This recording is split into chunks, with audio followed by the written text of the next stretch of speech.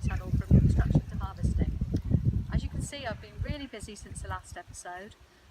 I've managed to dig out my seed bed, as you can see, and I plan to have probably half vegetables and half flowers, maybe 2/3 vegetables.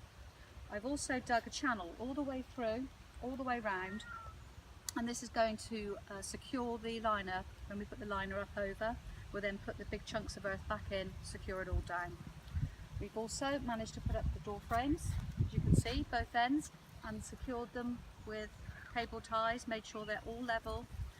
I also bought on eBay some black membrane and thought it might be a good idea to double it over because as everybody knows, the strongest perennial weeds will always find their way through, so it's a good idea to put down a double layer. And then we've got a big bag of wood chips here from a friend, and then we're going to put wood chips all down here under the staging and the pathway. So the next stage will be, as you can see, we've started doing a hardwood border all the way around. This is currently in construction.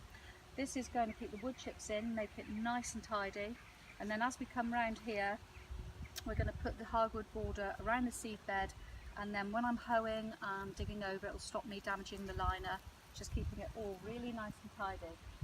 So the next stage is putting the liner up over. That's going to be episode 6, which we'll be doing in time lapse, and then we will be putting the staging up and then finishing the doors, and then we'll be good to go. So then we'll be on with sowing the seeds.